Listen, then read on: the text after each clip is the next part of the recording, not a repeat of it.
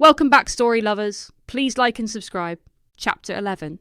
At dusk, Lucas returned from his job washing dishes in a restaurant. As he marched through the abandoned grass field, the blades whipped against his hands, and the midges gathered annoyingly around his head. The bag of his valuables he was forced to carry everywhere weighed him down, and he drooped along, dragging through the days, hoping to save enough for rent and reach the sweet spot of sleeping in a proper bed. Although burdened by a heavy rucksack carrying his belongings, he was compelled to follow a strange gurgling sound and, on turning, saw a silhouetted figure darting through the field.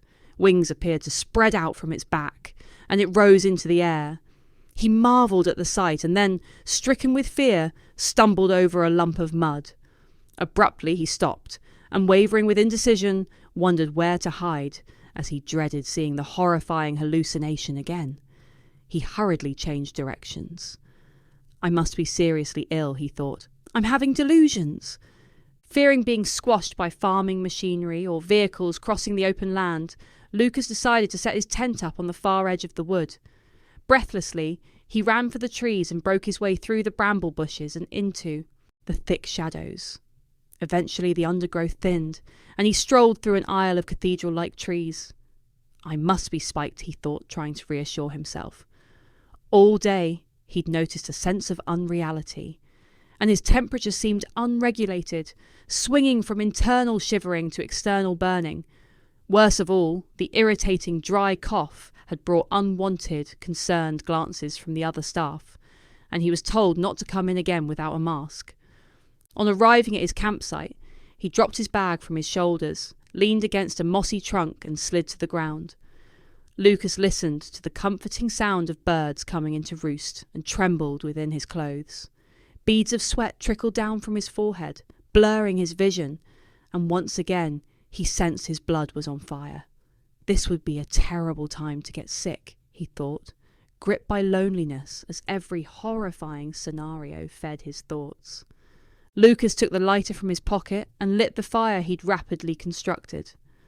Uneasily, he peered through the glow of the flames, as his heart missed a beat when again he saw the shadow pass, flickering in and out of the trees. Lucas kneeled and warmed himself against the flames. Devastated and downcast, he remembered 2 children at play and wished his brother were at his side. It should never have come to this, he speculated. The complexity of relationships was baffling, and long ago he'd resigned himself to his fate of perpetually being abandoned, but he never quite got used to being alone. It was how it always was, but he missed his brother Conran and had been loath to leave over a stupid, drunken mistake. A tear dropped from his eye, and he sat back on his haunches in contemplation. His mother, before she died of the virus, used to tell him, "Son, it will all come right for you.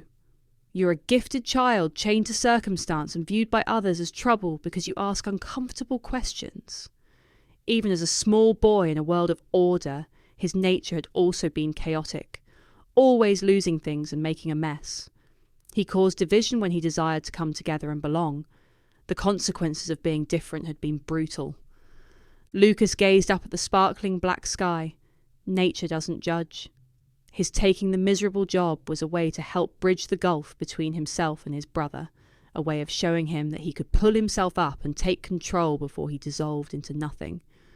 While one person still cared, he would hang on to the thread of hope.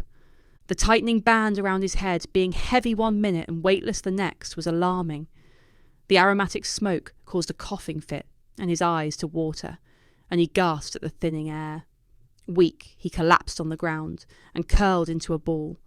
In a swimming sickness, he listened to the regular pulse of life, the crackling fire, and tiny sounds as creatures went to sleep or emerged from burrows.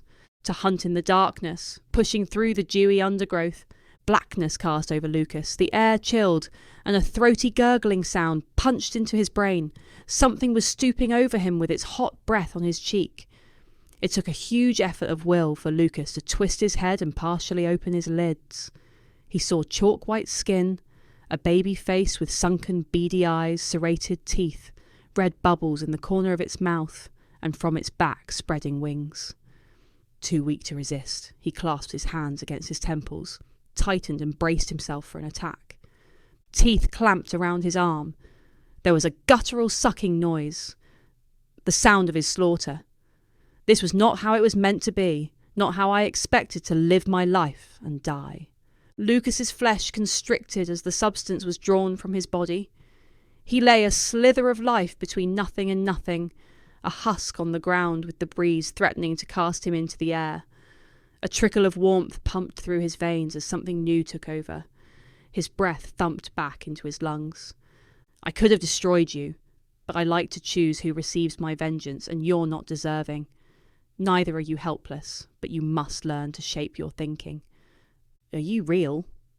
What are you? Lucas mumbled. I'm a historical artifact, the creature called and leapt from the ground. Clinging to life, Lucas crawled on his belly back to his tent and fell into a deep, dreamless sleep. Thank you for listening to Chapter 11. You may find my books in all your favourite online stores and on Audible under E.M.G. Wixley. This story is to be continued.